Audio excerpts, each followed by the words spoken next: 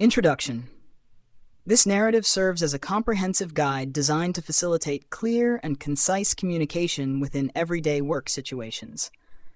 It addresses the conversations and emails shared with teams, peers, and managers, interactions that collectively account for over 80% of workplace communication.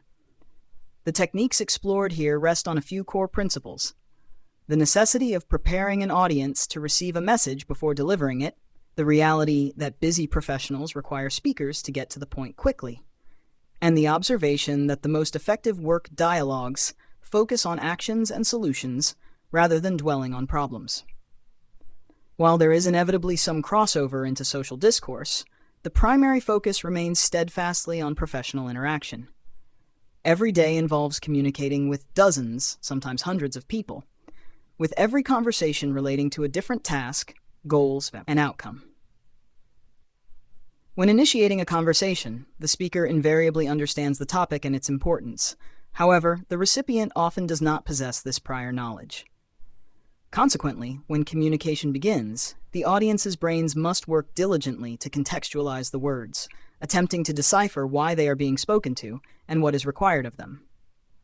If these elements are not clarified within the first few sentences, listeners tend to fabricate their own version of the facts, leading to wasted time, incorrect assumptions, and costly mistakes. A study by Siemens Enterprise Communications illuminated the scale of this issue, revealing that a business with 100 employees spends an average of 17 hours a week simply clarifying communications. This equates to 884 hours a year that could otherwise be spent delivering value to customers, a loss incurred merely from repeating information to ensure it is understood.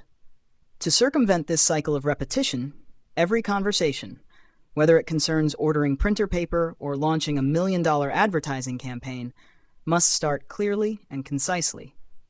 Success in any dialogue can be established if the context, intent, and message are summarized using the right structure.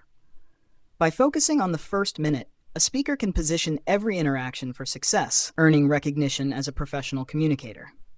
Crucially, the techniques offered do not suggest condensing all information into 60 seconds, but rather advocate for having clear intent, addressing one topic at a time, and focusing on solutions. This effective opening is achieved through a two-step process. First, one must frame the conversation in 15 seconds or less, providing context and a clear headline to clarify intentions.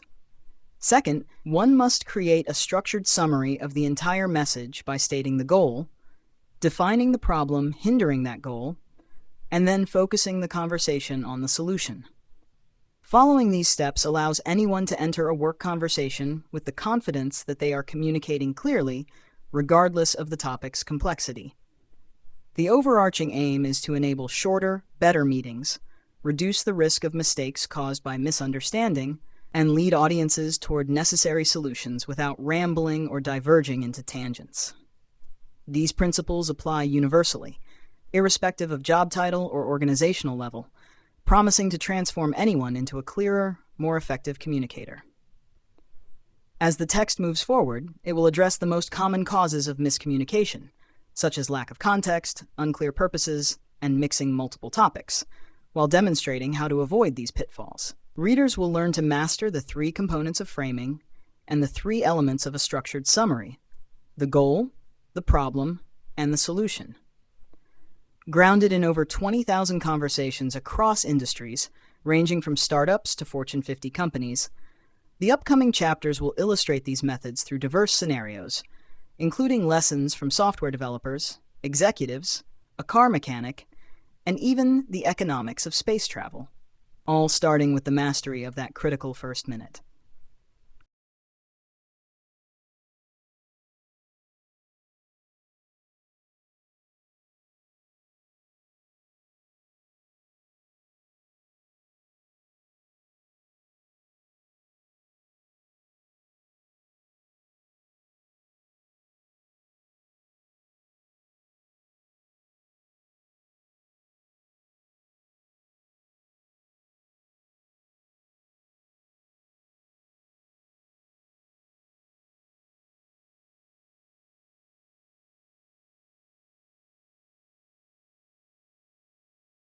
Chapter 1. What is the first minute? To master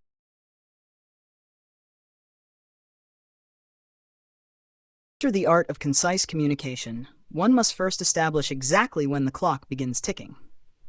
In the context of professional efficacy, the first minute is not synonymous with the moment two people meet, nor does it encompass the initial greeting or the time spent on social pleasantries. Instead, the countdown initiates precisely when the conversation shifts from personal engagement to the specific work topic at hand. While numerous guides exist to help individuals build relationships, ace interviews, or navigate high-stakes emotional dialogues, there is a distinct lack of instruction on how to broach the normal, everyday work topics that constitute the bulk of professional life. The distinction is critical because it is entirely possible to make a stellar social impression with a colleague, only to dismantle that goodwill the moment the discussion turns to business. Regardless of how likable a person may be, professional respect is contingent upon the ability to deliver information in an organized, coherent manner. The stakes of these interactions are high, as the way we communicate directly influences how we are perceived and, by extension, the trajectory of our careers. Poor communication skills are frequently cited as a primary reason individuals, particularly those seeking leadership roles, are passed over for promotions. Considering that the average employee spends over 8 hours a day at the workplace, with more than half of that time dedicated to verbal or written communication, the volume of opportunities to leave an impression is immense. Every email, meeting, and hallway update serves as a data point for colleagues to assess one's competence. Consequently, a lack of clarity is not just a momentary inconvenience, it is a cumulative barrier to professional advancement. However, for those fearing that a history of rambling explanations has already cemented a negative reputation, there is a clear path to redemption. Research into workplace dynamics suggests that while poor first impressions are impactful, they are not irreversible. It generally takes 8 consistent, strong performances to overturn a single negative perception. In the fast-paced environment of modern business, where emails and conversations occur multiple times daily, achieving these 8 positive interactions can happen remarkably quickly, often in less than 2 weeks. This means that transforming from a perceived poor communicator to a respected one is an accessible goal for anyone willing to apply structure to their dialogue. By committing to this change, the daunting prospect of altering colleague perceptions becomes a manageable, even rapid process. The opportunity to reset one's professional image exists not only with current teammates, but also renews with every introduction to new departments or future employers. As the narrative progresses into the practical mechanics of the technique, the focus will shift to ensuring that this optimized first minute becomes a natural reflex, effortlessly guiding how information is conveyed, requests are made, and daily business is conducted.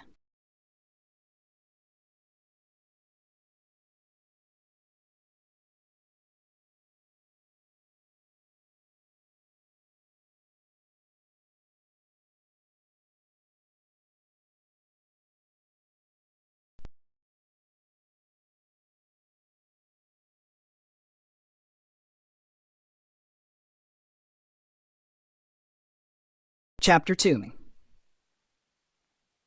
The critical window for establishing clear communication is incredibly narrow.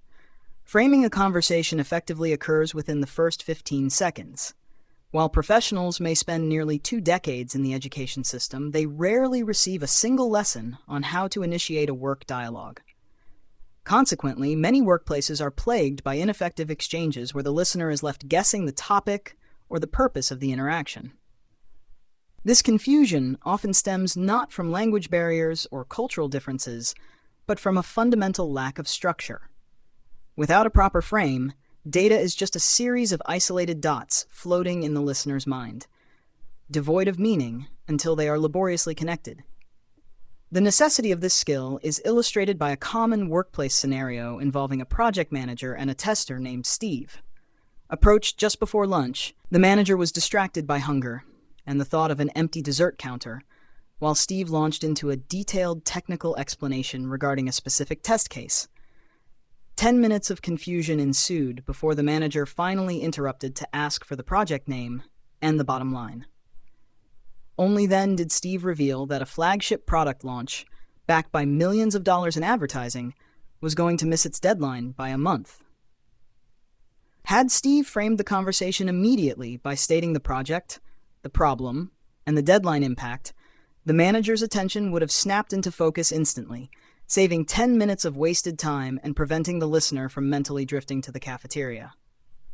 To avoid such inefficiencies, a conversation must be anchored by 3 specific elements: context, intent, and the key message. Context is the first requirement, serving to orient the audience immediately. Because a colleague's mind might be occupied with budget issues, home life, or their own workload, the speaker must cut through the noise by stating exactly what the topic is, be it a specific project, a client account, or a leaking kitchen sink.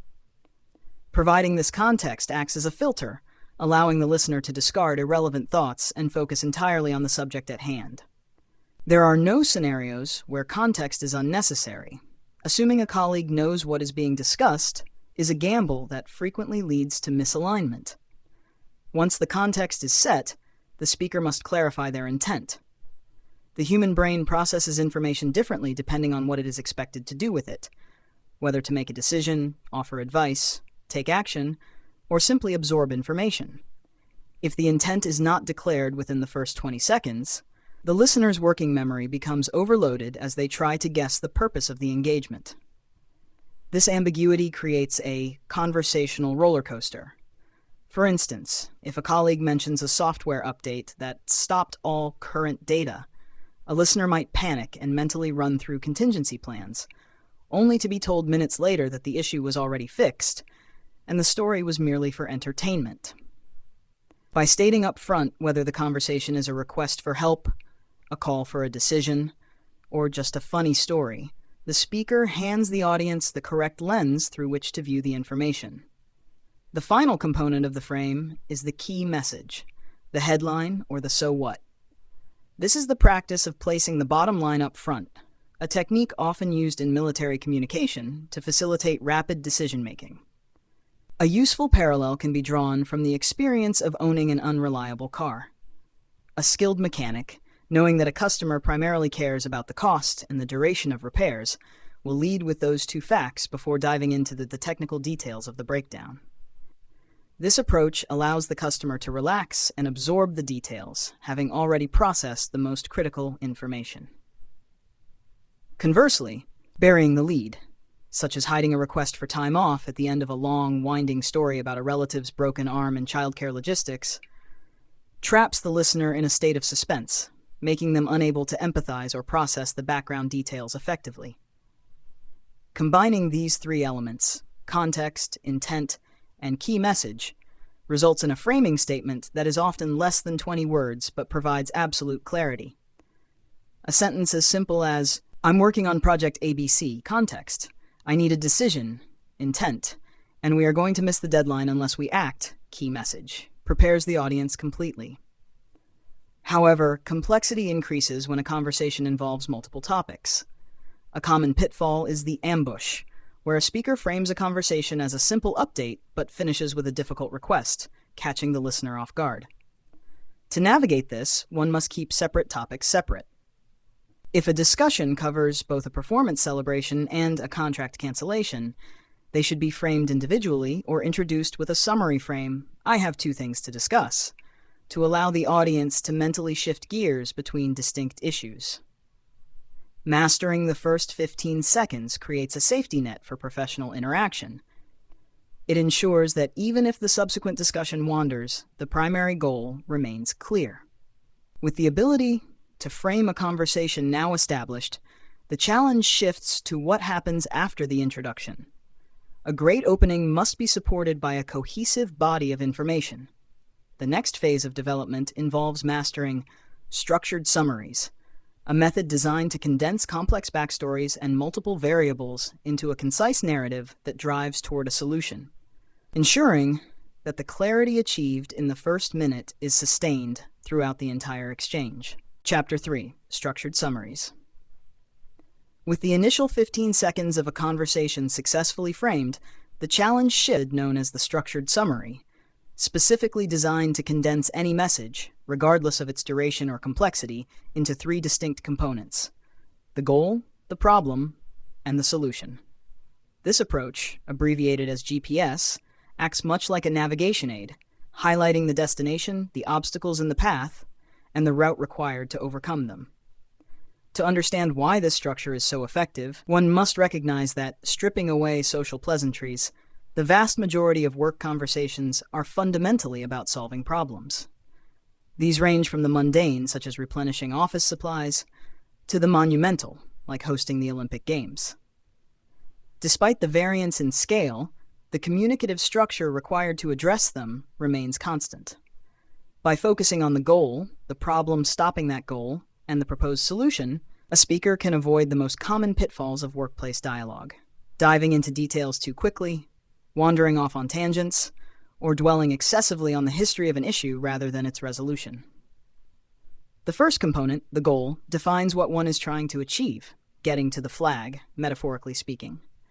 The second component, the problem, identifies the specific obstacle blocking that path. The third component, the solution, proposes the action required to build a bridge over that obstacle. It is crucial to keep these elements distinct. A common error is mixing the problem into the goal statement or combining the goal and solution. For those situations where the solution is unknown, the structure remains valid. The proposed solution simply becomes a request for help or a plan to investigate the issue. Proposing even a tentative path forward distinguishes high performers from those who merely report problems, as it shifts the dynamic from assigning work to seeking advice. The practical application of this method transforms rambling monologues into crisp, actionable exchanges. Consider Sam, a call center agent dealing with a lost shipment for a major client. In a typical unstructured interaction, Sam might spend 10 minutes walking her manager through the chronological history of every phone call and search attempt, leading to frustration and confusion. By applying the GPS method, Sam could instead state immediately that the client requires a refund for a missing shipment. The goal is resolution. That she cannot find the cargo and lacks the approval limit for the refund, the problem, and that she needs authorization and assistance, the solution. This clarity allows the manager to assess the situation and act within seconds rather than minutes. Similarly, in a technical context, an IT analyst might bog down a leader with jargon about Level 5 firewalls and e-commerce transaction protocols. A structured summary strips this back to the essentials. The new regulations require a security upgrade, goal, the current software is non-compliant, price, and a plan must be presented for approval, solution. A frequent objection to this method is the belief that some topics are simply too complex to be summarized in under a minute. This misconception was elegantly dismantled during a barbecue conversation between 2 NASA engineers and a healthcare executive named Nick. The engineers spent 20 minutes detailing the intricate challenges of solar radiation, orbital debris, and fuel logistics required to maintain the International Space Station. Nick, an outsider to the industry, listened and then offered a 30-second summary. Humanity built a science lab in space to learn important things. Goal, but space is hostile and tries to kill people. Problem, so it costs a fortune to keep them alive. Solution. The engineers had to admit that, despite the vast technical complexity, the summary was accurate.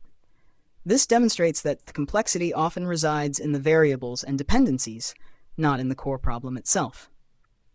When communicating with leaders or cross-functional peers, focusing on the variables rather than the high-level problem is a mistake. The audience rarely needs the granular detail to understand the intent and make a decision. However, complexity sometimes arises from having multiple distinct problems. In such cases, attempting to squeeze them all into one summary creates confusion. The most effective approach is to treat each problem as a separate topic, framing and summarizing them sequentially. The only exception is when multiple problems stem from a single root cause. In that instance, the root cause becomes the singular problem to address.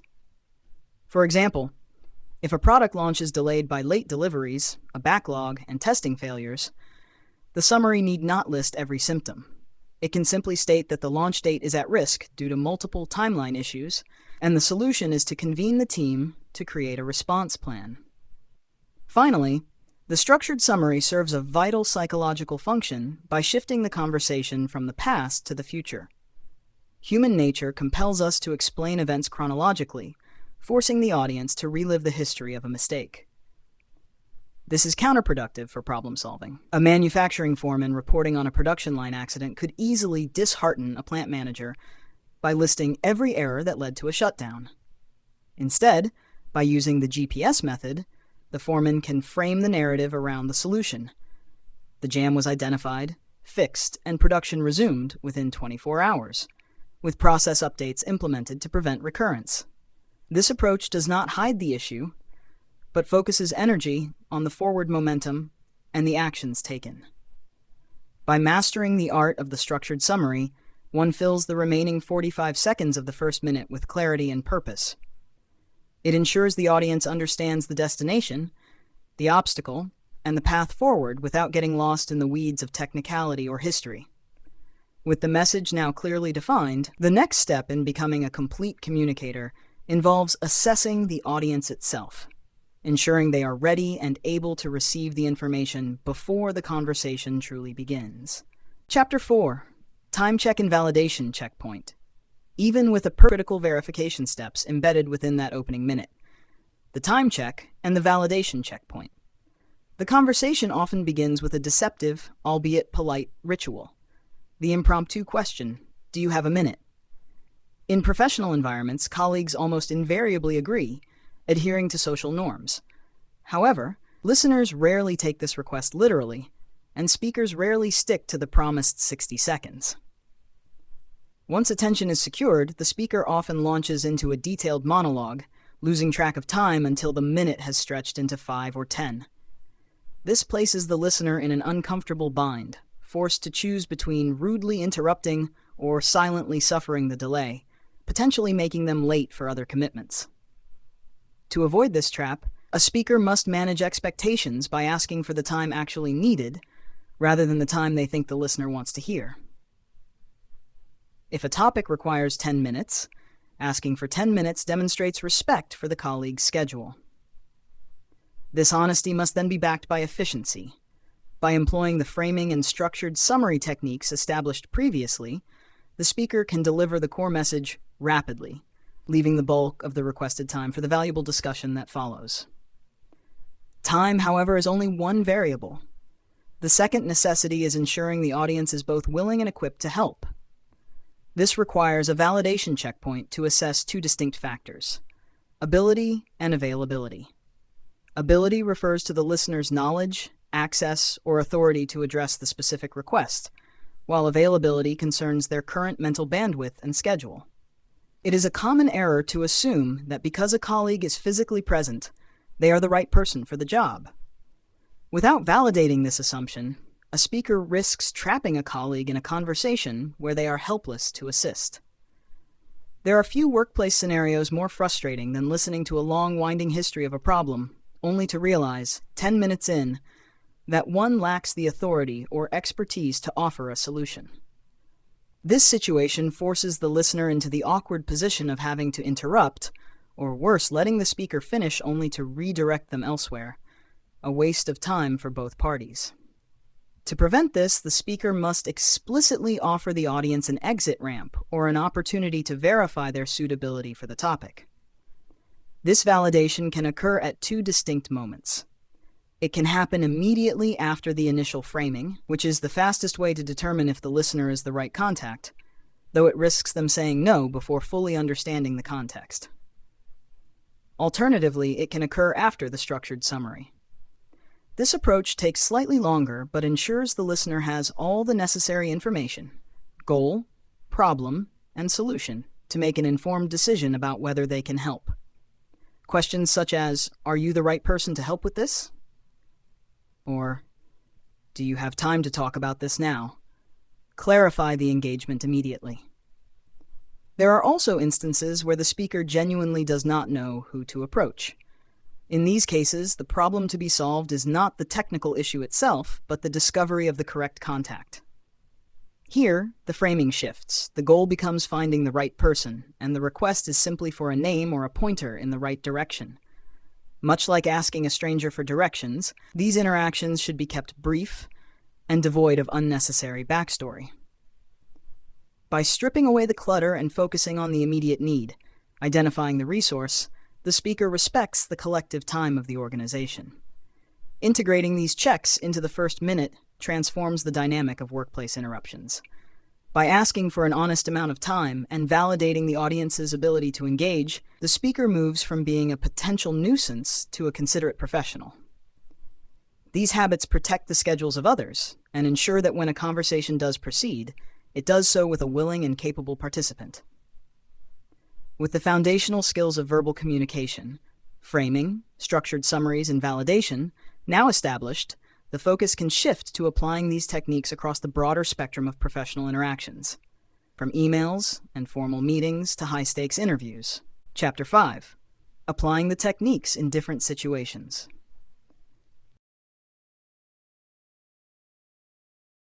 While the principles of framing and structured summaries were established in the context of verbal conversation, their utility extends far beyond face-to-face interactions.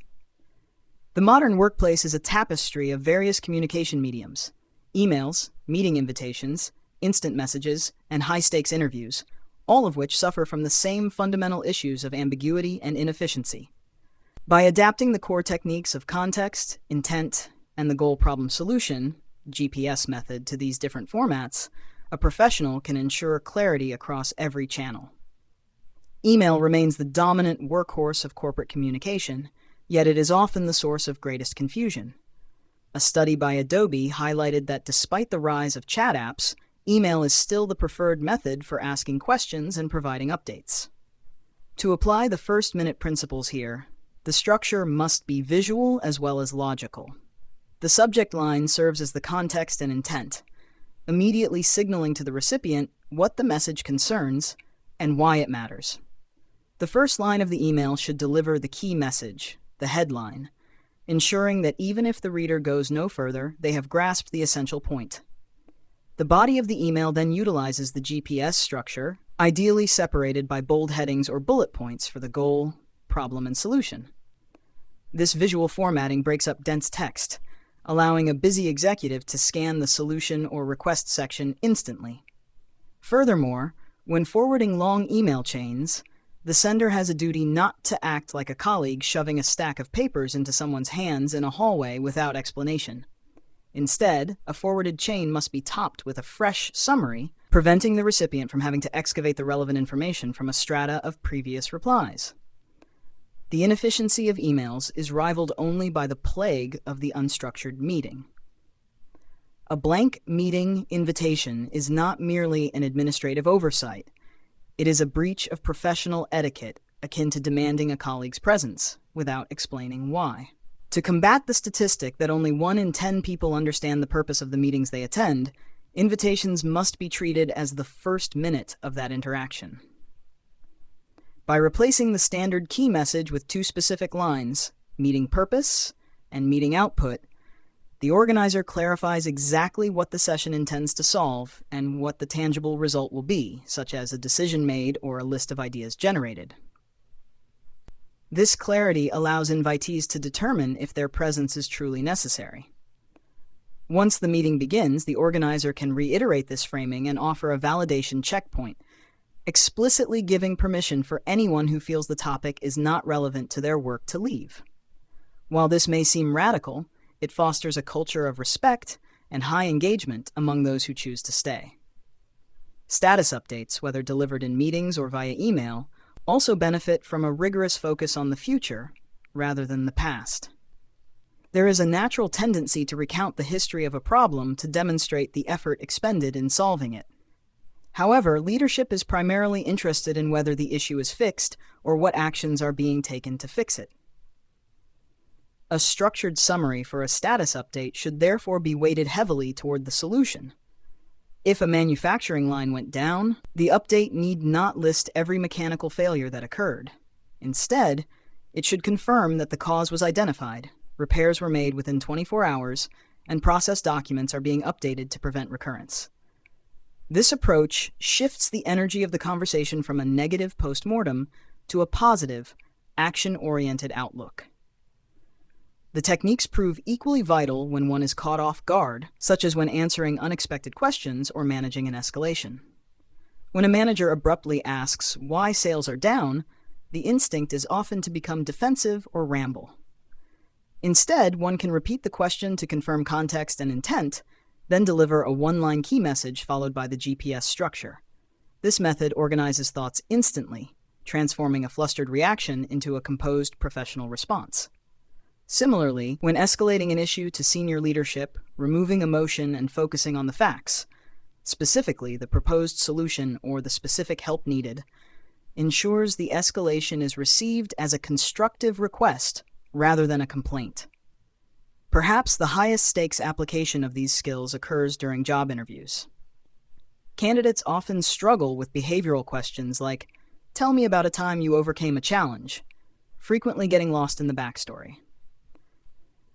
By treating the answer as a structured summary, a candidate can deliver a compelling narrative in under 2 minutes.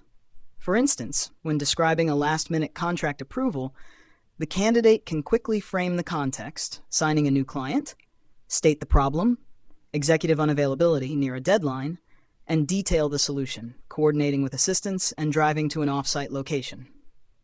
This format demonstrates not only the candidate's problem-solving ability, but also their communication prowess. The only modification required for interviews is to shift the language to the past tense, describing what was needed and what was done. In every scenario, from the casual instant message to the formal presentation, the underlying rule remains constant. Prepare the audience to receive the message. Whether introducing a slide deck or typing a quick chat, the communicator must establish context, clarify intent, and get to the point. The first minute is not just a measure of time. It is a philosophy of respect for the audience's attention. By mastering framing, structured summaries, and validation checkpoints, anyone can transform from a source of workplace noise into a signal of clarity and effectiveness. This transformation requires practice, but the reward is a reputation for being a person who gets things done, one clear conversation at a time.